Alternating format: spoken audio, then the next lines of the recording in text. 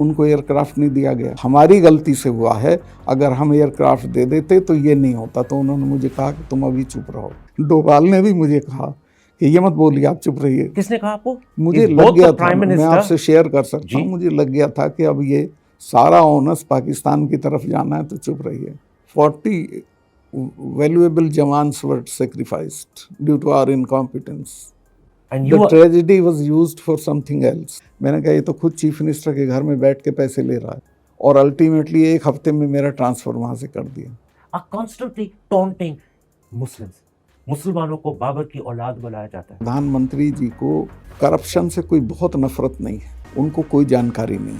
इल informed का मतलब हुआ इग्नोरेंट। इग्नोरेंट मीन्स मस्त है अपने में, हेल विद इट, जो हो रहा है। तो अडानी इनको फिनिश कर दें। And Adani can demolish the BJP to the extent के पहचानी भी नहीं जाएगी कि ये सरकार थी क्या। So she is a puppet of the prime minister. Of course.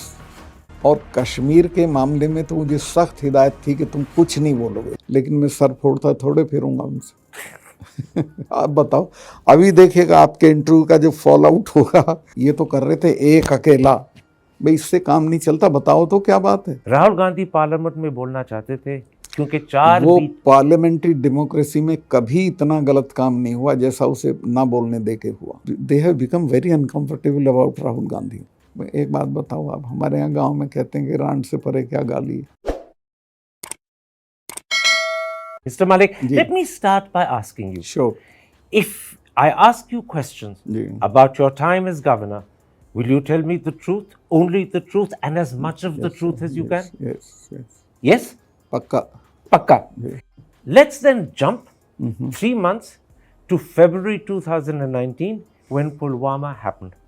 Let's talk about Pulwama. In a sense, it was the first big thing after the dissolution of the assembly that happened while you were governor.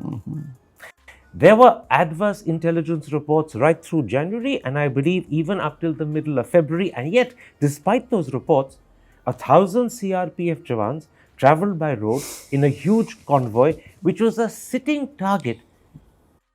You were governor at the time. Yes. How is it that this was permitted to happen? It was clearly asking for trouble. Let me tell you the facts. CRPF people asked for aircraft to ferry their people because इतना बड़ा convoy कभी road से नहीं जाता है। आपसे पूछा था? जी, आपसे ये मेरे से नहीं, जो जिससे कंसर्न थे, होम मिनिस्ट्री से पूछा, राजनाथ जी के यहाँ। They refuse to give. अगर मेरे से पूछते तो मैं एयरक्राफ्ट देता उनको, कैसे भी देता। 5 एयरक्राफ्ट की जरूरत थी सिर्फ, उनको एयरक्राफ्ट नहीं दिया गया। ये आप इंपॉर्टेंट चीज कह रहे हैं। होम मिनिस्ट्री से इजाजत मांगी एयरक्राफ्ट के लिए, and home ministry refuse to give. Yes, and I told it to the prime minister same evening कि ये हमारी गलती से हुआ है, अगर हम एयरक्राफ्ट दे देते तो ये नहीं होता। तो उन्होंने मुझे कहा कि तुम अभी चुप रहो। मतलब प्राइम मिनिस्टर ने कहा कि हमारी गलती के बारे में मैंने उनको कहा कि ये हमारी गलती है, और उन्होंने कहा और इसके बारे चुप रहो। मैं ये बोल भी चुका था 1-2 चैनल को या इसको, तो उन्होंने कहा ये सब मत बोलो, ये कोई और चीज़ है, वो हमें बोलने दो। मैं कहा ठीक है। This is again very important. जब आपने प्रधानमंत्री साहब को उसी रात कहा था कि हमारी गलती के कारण हुआ है कि इन्होंने एयरक्राफ्ट मांगे थे, आपकी होम मिनिस्ट्री ने इजाजत नहीं दी, और प्राइम मिनिस्टर कहा इसके बारे चुप रहो। In other words, don't let people know we made a mistake. Doval ने भी मुझे कहा कि ये मत बोलिए, आप चुप रहिए। किसने कहा आपको? डोभाल ने, अजीत डोभाल। उन्होंने भी कहा? वो मेरे क्लास फेलो रहे हैं, तो मेरे से कुछ भी बात कर सकते थे। उन्होंने कहा सतपाल भाई ये मत कहो। So what you're saying, मुझे लग गया था, मैं आपसे शेयर कर सकता हूँ, मुझे लग गया था कि अब ये सारा ओनस पाकिस्तान की तरफ जाना है, तो चुप रहिए। मतलब ये एक तरह की सरकार की चालू पॉलिसी थी कि blame Pakistan, exactly, and we will get credit, and it will help our election. Exactly. But you said 2 very important things. जी, the prime minister knew because you had told him ये हमारी गलती के कारण हुआ है। मुझे बिल्कुल याद है, he was in national Corbett park, अपना शूटिंग करा रहे थे, वहाँ फ़ोन नहीं होता है, वहाँ से बाहर निकल के ढाबे से उन्होंने मुझे फ़ोन किया, सतपाल क्या हुआ? मैं कहा साहब ऐसा ऐसा हुआ, मैं तो बहुत दुखी हूँ, ये सिर्फ हमारी गलती से हुआ, अगर हम एयरक्राफ्ट दे देते तो ये नहीं होता। तो उन्होंने कहा कि इस पर चुप रहिए आप। और डोभाल साहब ने भी कहा चुप रहिए। हाँ, चुप रहिए। In an interview to a YouTube channel, you said that the route was not properly sanitized, security was not proper. Of course it was not पूरे रूट में 8-10 लिंक रोड मिलती हैं in specifically in that area. एक भी जगह जहाँ वो मिलती है वहाँ that should be manned by some Gypsy और something so that nobody can enter that route. Nothing was done. जो भी लिंक रोड थे वो unmanned. Unmanned all of them, कितने ऑलमोस्ट लिंक रोड थे आपको पता है? अराउंड 8-10 8-9 लिंक रोड जी वो unmanned. Unmanned. This is a huge security lapse. This also I told them, मगर this was our lapse because हम तो लूप में थे नहीं, CRPF was doing on their own. In your YouTube interview आपने कहा यहाँ पे इनकॉम्पिटेंस थी, यहाँ पे लापरवाही थी। किसकी इनकॉम्पिटेंस, किसकी लापरवाही? ये होम मिनिस्ट्री की थी और उनके जो सीआरपीएफ के लोग हैं उनकी, दोनों की। CRPF and home ministry. And home ministry came under Rajnath Singh. अब whosoever was there, I don't know. He was Rajnath Singh. And that means the buck stops with Rajnath Singh, who was home minister. Of course. He carries the blame. If I was a home minister, I would have carried the blame. If you were home minister after this, would you have resigned? Pardon? If you were home minister after this, would you have resigned? वो तो सबका अलग अलग, लेकिन आप अपना बताइए। मैं तो छोड़ देते। After Pulwama happened, it was a great tragedy in the life of nation. 40 valuable jawans were sacrificed due to our incompetence. आपने एक और बहुत महत्वपूर्ण चीज कही थी 3-4 मिनट पहले। आपने कहा था कि आपको एकदम पता लग गया जब प्रधानमंत्री साहब और दोवल साहब ने आपको कहा कि इसके बारे में चुप रहो, that they were planning to blame Pakistan because they felt it would help their election chances. Was Pakistan or Pakistani militants or Pakistani tanzeems actually responsible, or because, did we make that up? The amount of explosive was provided to that fellow that cannot be done internally. That was Pakistan only who arranged it. But the shameful thing was on our part also, मैं भी गलती मानता हूँ कि we could not locate, a car was running around in the villages with that kind of उतनी सारा विस्फोटक लेके घूम, लगभग 300 किलो कहा गया अखबारों में। हाँ, वो पूरी गाड़ी भरी हुई थी। और ये गाड़ी कश्मीर के गाँव में और कश्मीर के रास्तों पे रनिंग अराउंड उसी एरिया में घूम रही थी। कितने दिनों के लिए? मेरा ख्याल है 10-12 दिन तो थी। 10-12 दिन के लिए a car loaded with 300 kilos of RDX was traveling around the villages and roads of Kashmir and no one knew. No one knew, no one intercepted. Well, this is a terrible intelligence failure as well. 100%. 100%. So we have a security lapse, which is that convoy, the roads not being manned, and then an intelligence lapse as well. Yes. So the incompetence is the incompetence of the Indian system. Yes. आप हाँ कह रहे हैं? हाँ, मैं भी जिम्मेवार हूँ उसके लिए, because I was the head of the state at that point. The whole Indian system failed. Everybody failed in that case. From the home minister down. Everybody. Absolutely. Tell me something, Malik sir. Will we ever know the full truth of what happened at Pulwama? Yes, we can. वो तो government के पास सब होगा, ऐसा नहीं, इनको पता नहीं है। लेकिन गवर्नमेंट ने हिंदुस्तान के सिटीजन्स को तो बताया नहीं। कोई जरूरी नहीं होता, सो चीज नहीं बताती सरकार तो। और अगर बताएं, they will be incriminating themselves क्योंकि उनकी ही गलतियां निकल जाएंगी। Of course. So the government has actually good reason to keep quiet and to hide it. Government have good reason to hide it and to use it for some other purposes. And the tragedy was used for something else. ये आपने पहले भी कहा, फिर दोहरा रहा हूँ. It is my conviction that instead of going to the root cause of the matter, we shifted the blame somewhere else. You're saying Mr. Modi deliberately, consciously used Pulwama for election benefit.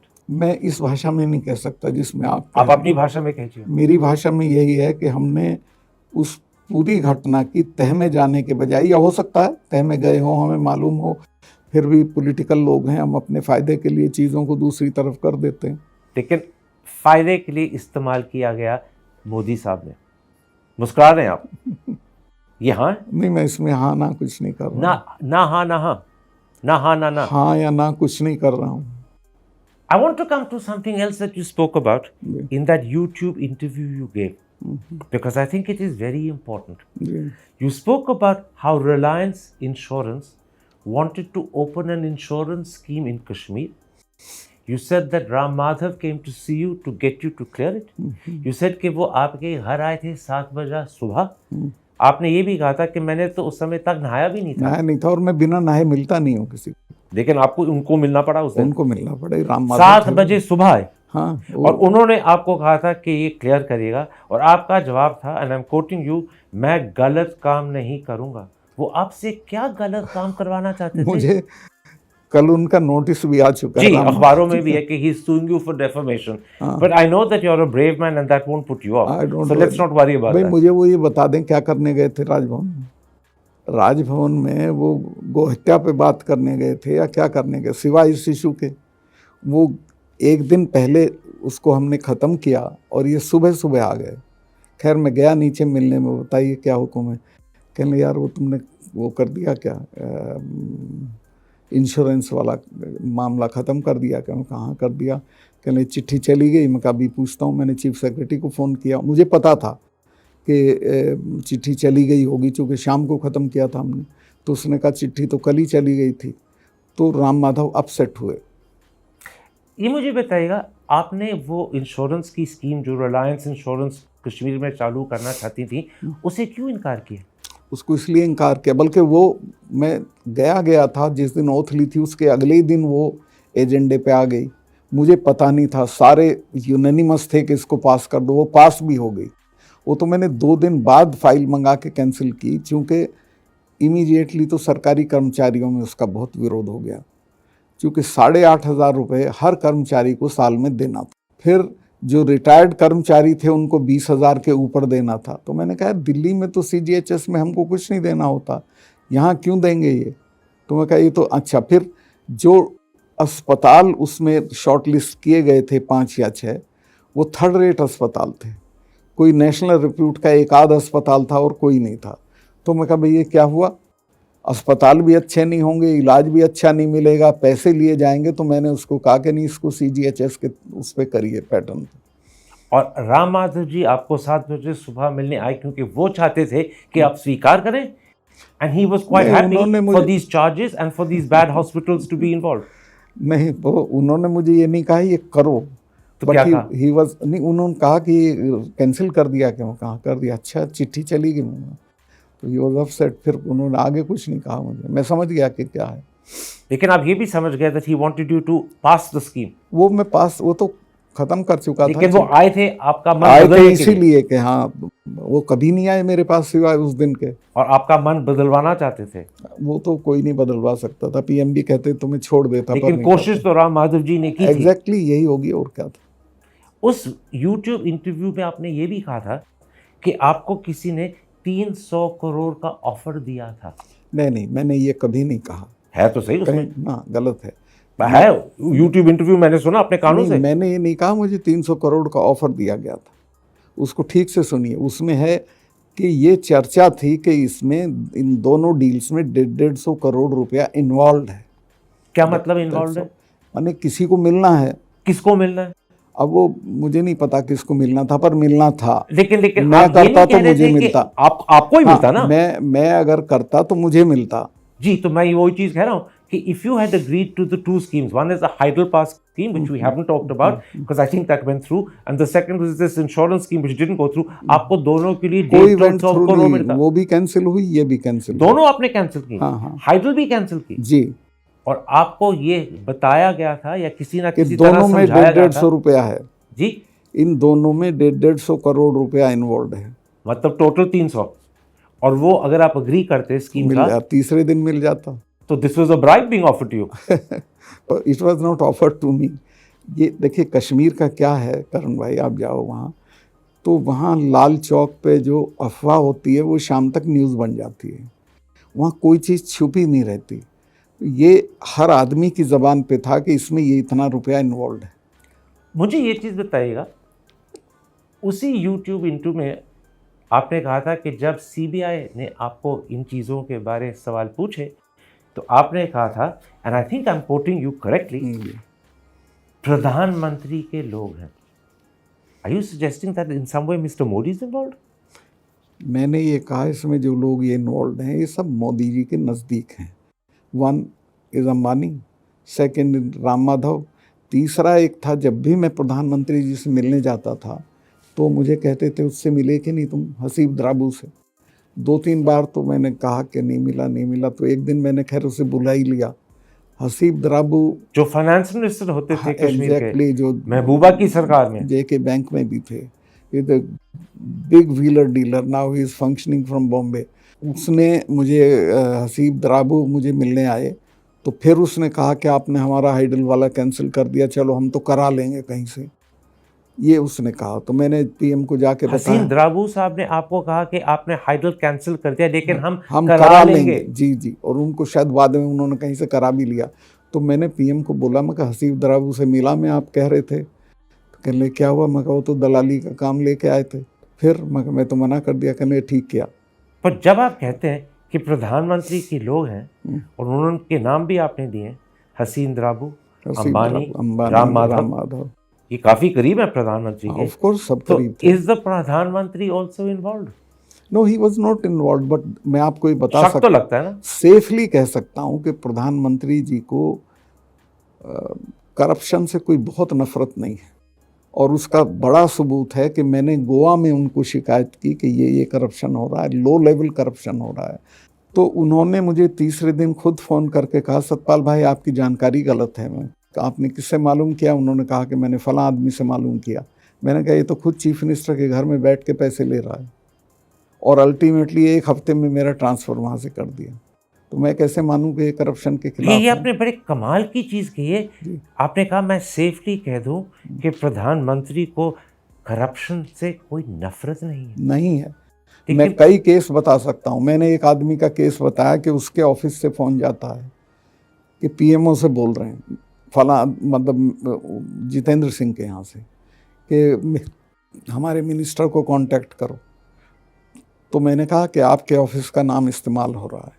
तो उन्होंने अमित शाह को कहा, अमित शाह ने मेरे से तस्दीक की। मैं कहा हाँ बिल्कुल ऐसे ही है, और ये मैं मुझे चीफ सेक्रेटरी ने भी बताया, आप उससे पूछ लें।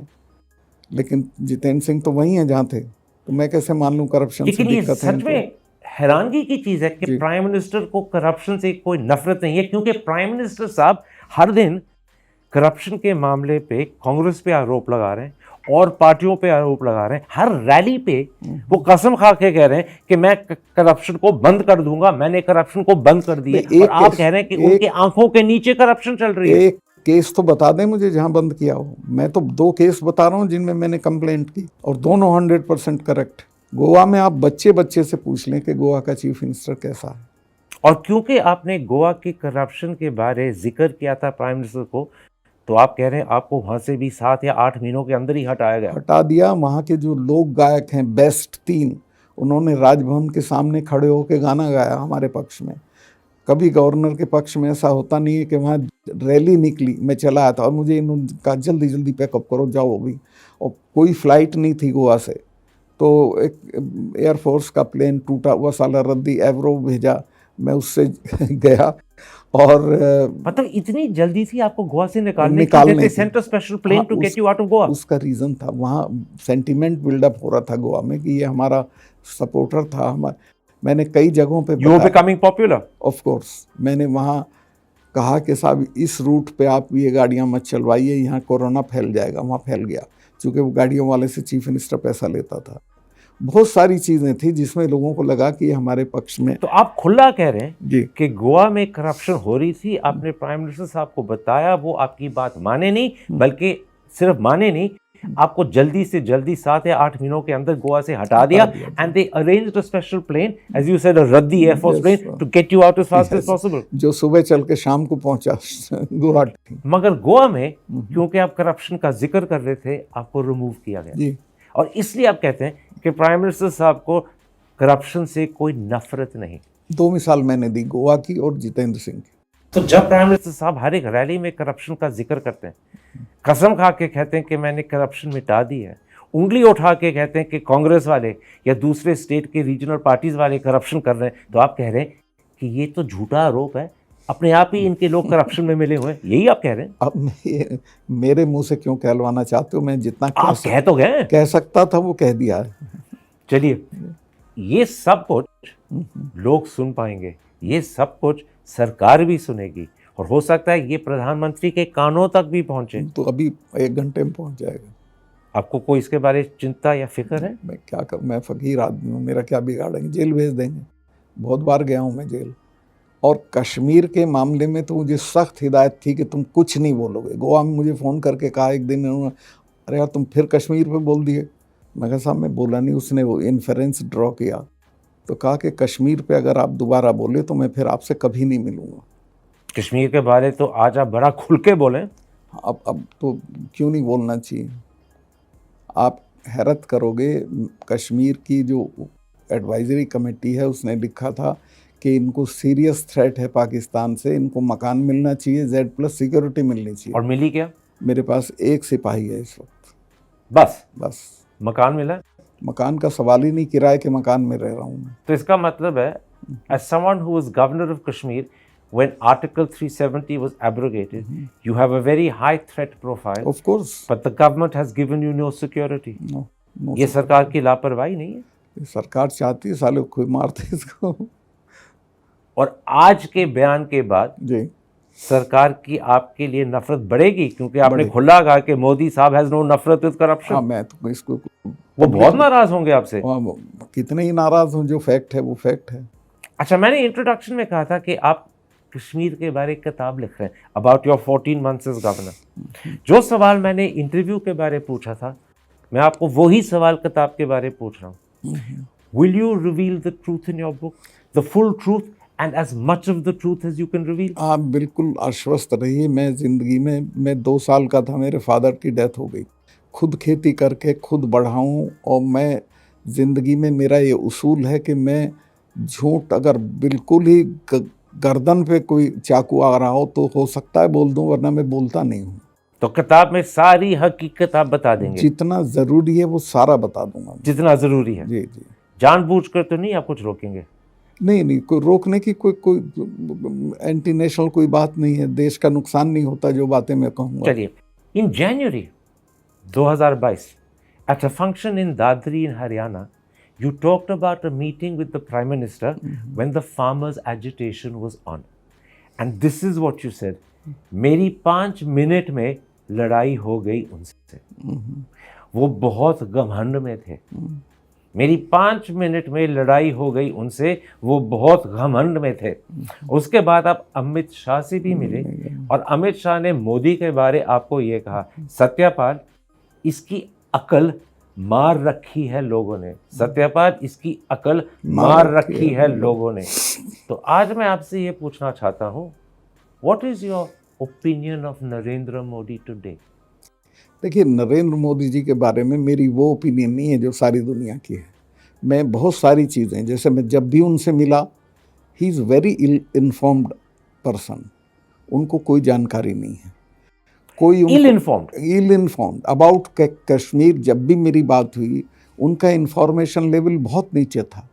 मैंने एक बार मिसाल के तौर पे एक बार कहा कि वहाँ की असली जो प्रॉब्लम है वो जमात है। उनको फिक्र ही नहीं था उस चीज़ का। तो उन्होंने कहा कि अच्छा मुझे उस पर नोट दे दो, लेकिन मैंने 20 पेज का नोट दिया उन्होंने। He did not act on that. Amit Shah acted on that, now also he is acting on that, because Jamaat is so powerful. 20-30% लोग तो सरकारी कर्मचारी उनके साथ हैं, उनकी बेहतरीन बढ़िया प्रॉपर्टीज हैं, मस्जिद और हैं। हमारे प्रधानमंत्री जी, who presents himself as being well informed and knowledgeable, आप कह रहे हैं is ill informed? Of course he is ill. मुझे तो अभी भी लगता है उनको बहुत चीज़ें। इल इन्फॉर्म्ड का मतलब हुआ इग्नोरेंट। इग्नोरेंट मीन्स मस्त हैं अपने में, हेल विद इट जो हो रहा है। मस्त हैं अपने में तो हेल विद इट, ये इनका एटीट्यूड है। Of course. और बताइए, कश्मीर का मैं बताता हूँ, इनको कश्मीर की किसी रियल प्रॉब्लम का पता नहीं था। कश्मीर का इन्हें ये भी पता नहीं था कि हुर्रियत कैसे ऑपरेट हो सकती है। मैं आपको बताता हूँ, मैंने जाते ही वहाँ एक इंटरव्यू दिया जो इंडियन एक्सप्रेस में छपा था। मैंने कहा कश्मीर की प्रॉब्लम सारी कश्मीरियों ने पैदा नहीं की, 50% दिल्ली ने पैदा की है। तो हुर्रियत के चीफ ने बयान दिया, पब्लिक स्टेटमेंट दिया कि गवर्नर 50 सैकड़ा सही बोले। तो मैंने कहा 50 सैकड़ा तुम सही बोल दो। तो खैर, लेकिन आप बड़ी ताज्जुब की चीज़ कह रहे हैं। जी, कि कश्मीर के बारे he is ignorant, ill informed, he doesn't know anything, and you must have found this out in 2018 when you became governor. Yeah. By that time, Modi साहब had been prime minister for 4 years. Yes. 4 साल prime minister होने के बावजूद कश्मीर के बारे ignorant रहे. 100% ignore, मतलब इल informed. तो ये तो मेरे कान खुल जा रहे हैं और ऑडियंस भी हैरान होगी. I want to talk to you about 3-4 more things about the prime minister. Ji ji. Let's first talk about the fact that his ministers, his chief ministers are constantly taunting Muslims.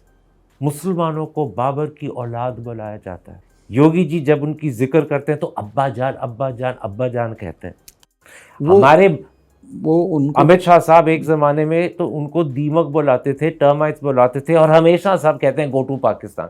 बल्कि हकीकत यह है sir कि prime minister साहब भी कभी कभी ऐसा लफ्ज़, ऐसी जवान इस्तेमाल करते हैं. उन्होंने ही कहा था कपड़े से पहचान सकते हो, उन्होंने ही कहा था कब्रिस्तान और शमशान घाट.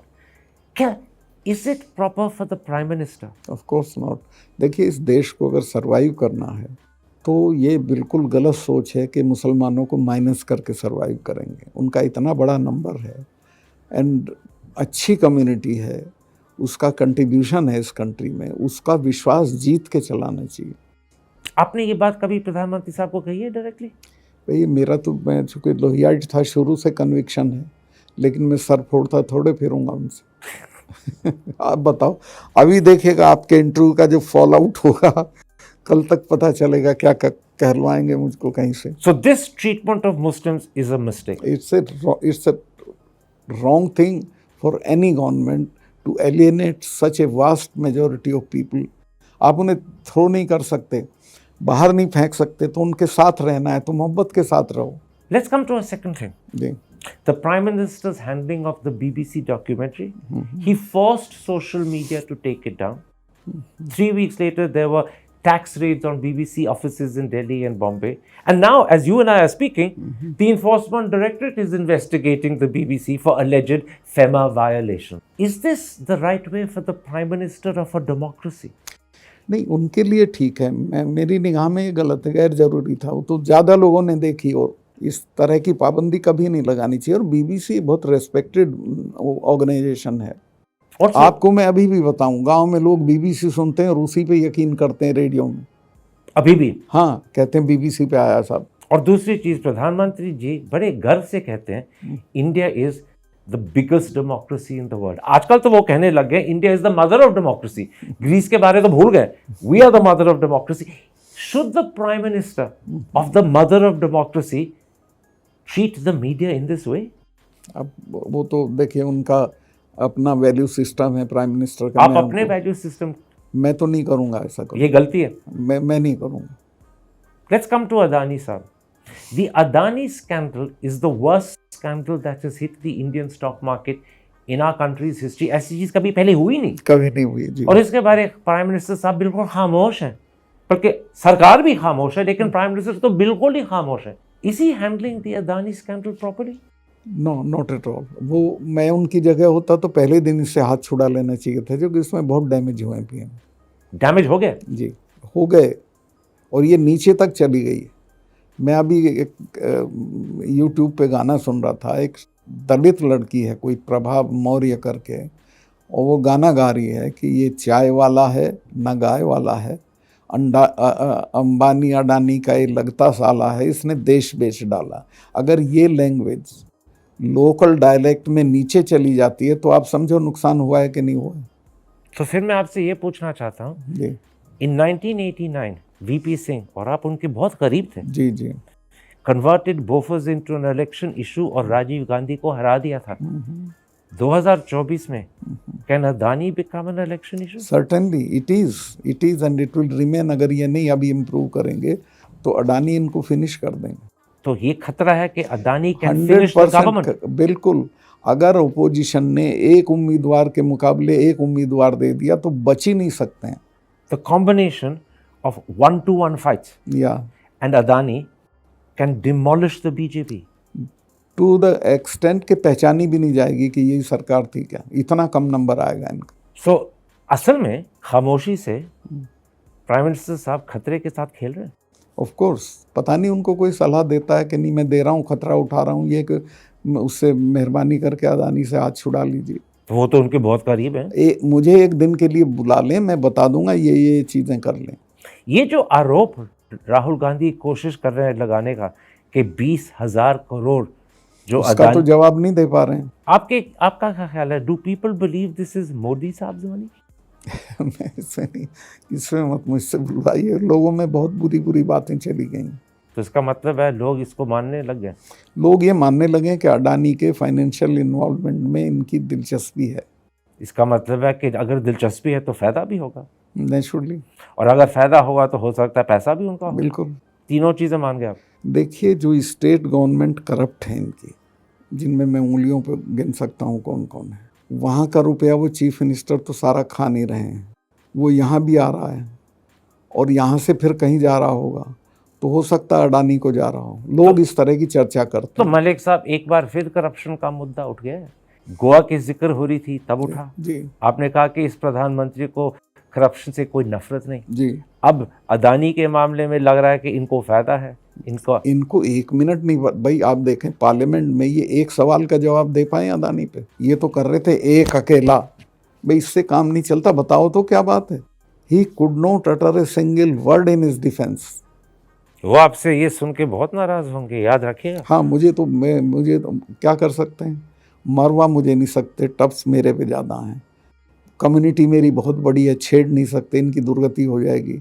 और मेरी कम्युनिटी में किसानों के इशू पे बोलने के बाद मुझसे इतनी हमदर्दी है कि जिस दिन मुझे छेड़ेंगे इनको पता चल जाएगा, ये लोग पब्लिक मीटिंग नहीं कर पाएंगे कहीं। अच्छा, वैसे मेरे पे कुछ है नहीं, मैं फकीर आदमी, किराए के मकान में रहता हूँ, प्रॉपर्टी मैंने बनाई नहीं है। So you have no fear? Of course, मेरे तो बाप दादा की ज़मीनें भी बेच ली पॉलिटिक्स में आके मैंने। मैं आपको एक और शख्स के बारे में पूछना चाहता हूँ और फिर I will and the interview. Rahul Gandhi के बारे। राहुल गांधी पार्लियामेंट में बोलना चाहते थे क्योंकि वो पार्लियामेंट्री डेमोक्रेसी में कभी इतना गलत काम नहीं हुआ जैसा उसे ना बोलने दे के हुआ। स्पीकर ने बहुत गलत काम किया, मैं स्पीकर के खिलाफ नहीं बोलना चाहता हूँ, लेकिन वो गलत था, उसको ज़रूर बोलने देना चाहिए था। और जब पार्लियामेंट मिले तो उसकी सफाई वहाँ दिलवानी चाहिए, उसका राइट था इनहेरेंट। ये स्पीकर साहब का डिसीजन था या स्पीकर साहब को ये डिसीजन दिया गया था किसी और ने? किसी का डिसीजन होता है क्या? आप हैरत करेंगे, मेरा राष्ट्रपति जी से अपॉइंटमेंट था और मैं तब तक गवर्नर था, तो मैं उनसे मिलने जा रहा था। रास्ते में मुझे राष्ट्रपति भवन से फ़ोन आया कि आपका आज का वो कहीं बिजी हो गई है, कैंसिल हो गया। राष्ट्रपति भवन में हमारे यहाँ के भी लड़के वड़के रहते हैं। मुझे बताया गया कि इनका तो अपॉइंटमेंट लिस्ट भी पीएमओ में जाती है, वहाँ से क्लियर होती है, उनसे मिलते हैं। ये प्रेसिडेंट मुर्मू की बात कर रहे हैं? या उनकी appointment list gets cleared by the PMO? Yes. She can't meet anyone she wants? Yes. So she's a puppet of the Prime Minister? Of course. But this is disrespect to the highest person in the country. यहाँ कोई नामुमकिन नहीं है। राहुल गांधी के disqualification के बारे में मुझे बताइएगा। कन्विक्शन हुई, 24 घंटों के अंदर उनको डिस्क्वालीफाई किया गया। तो लगता है क्यों किया गया। लेकिन 2016 में जब नरन भाई खछाड़िया एक बीजेपी एमपी उसका तो कन्विक्ट हुए, कुछ नहीं हुआ, कोई इमीडिएट डिस्क्वालिफिकेशन नहीं थी, उनको 16 दिन दिए गए to get a stay. Rahul Gandhi they have become very uncomfortable about Rahul Gandhi. और राहुल गांधी बड़ी रेलेवेंट चीज़ें बोल रहे हैं, ऑफ लेट में सुन रहा हूँ जो अडानी, उन्होंने सही चीज़ पकड़ी है। ये सरकार राहुल गांधी से डरती है?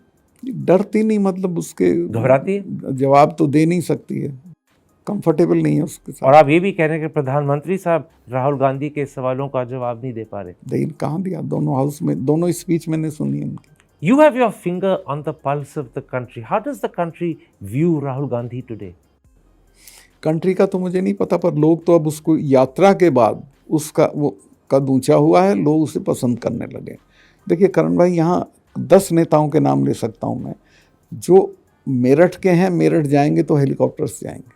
तो उसने इस संस्कृति को अटैक किया है कि नहीं, पैदल भी चलना चाहिए, लोगों में जाना चाहिए। 3500 किलोमीटर पैदल। हाँ, पैदल कोई मामूली बात नहीं है। और मैं आपको बताऊं, जिस दिन वो श्रीनगर में गया है, सारा श्रीनगर बाहर निकल आया था उसे देखने के लिए, और पड़ती हुई बर्फ में खड़े होकर भाषण किया उसने, बिना छाता के। बिना छाता के। एक आखिरी सवाल जी, आपने वो YouTube इंटरव्यू में भी ये भी कहा है कि governor should be appointed after consulting the opposition. कोई उसका सिस्टम होना चाहिए, ऐसे ही नहीं कि किसी को उठा के बना दिया। और आपने ये भी कहा था या सजेस्ट किया था that governor should be chosen in a way that is similar to how the Supreme Court wants election commissioners chosen. Yes. मतलब प्राइम मिनिस्टर का डिसीजन ना हो अकेले, कोलिजियम का हो। एग्जैक्टली, क्योंकि बहुत थर्ड क्लास किस्म के लोग गवर्नर बन रहे हैं। थर्ड क्लास किस्म के लोग गवर्नर बन रहे हैं। मैं आपको बताऊं कितना डिटीरियरेशन जो हमारे सिस्टम्स में हो रहा है। पिछले 2 साल में सेंट्रल यूनिवर्सिटी के जो वाइस चांसलर चुने गए हैं, उनमें एक भी ऐसा नहीं है जो बिना संघ के कनेक्शन के चुना गया हो, और उसमें से ज़्यादातर लोग वो हैं जो एक कॉलेज का प्रिंसिपल होने के लायक नहीं। आप लिस्ट मंगा के सबका देख लीजिए। और बन गए वाइस चांसलर। अच्छा, वो जो दादरी वाला आपने कोट किया जी, वो मैंने एक तो अमित शाह वाला बिल्कुल गलत कहा। अमित शाह ने मेरे से कुछ नहीं कहा था कि इनकी अकल मार रही है या कुछ। ये सही था कि मैंने कहा था जब मैं इनसे मिला तो 5 मिनट में हमारा एक तरह से झगड़ा हो गया था, और मुझे लगा कि वो बहुत एरोगेंस में है।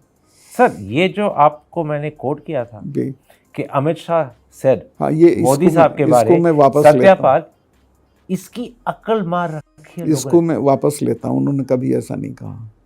मतलब आपने गलत कहा है? मैंने गलत कहा। ये आपकी गलती थी? जी।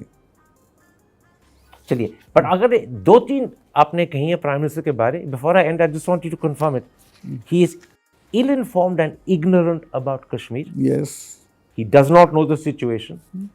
You stand by that? या इनके जो you won't withdraw it? No, I will never withdraw it because and the second thing you said कि प्राइम मिनिस्टर साहब को करप्शन के बारे कोई नफरत नहीं, उनके आंखों के सामने हो रही, उनके लोग कर रहे हैं, उनके पीएमओ के नाम इस्तेमाल किए जा रहे हैं, लेकिन उनको पता भी है कुछ कर रहे हैं। You stand by that? चूंकि मैंने कहा है, मैंने बताया, मैं I stand by that. I'll always stand by that. He will be furious with you. तो मैं एक बात बताऊँ, आप हमारे यहाँ गांव में कहते हैं कि रांड से परे क्या गाली। भाई, घर मुझे नहीं दिया, सिक्योरिटी मेरी विड्रॉ कर ली, बाय इम्प्लीकेशन ये कि साले कोई मार दे, मुझे कोई सकता नहीं है, तो मुझे कोई फिक्र नहीं है, छीन क्या सकते हैं मेरे से। सत्यपाल मलिक साहब, I thank you for this interview. I think it will create a few earthquakes.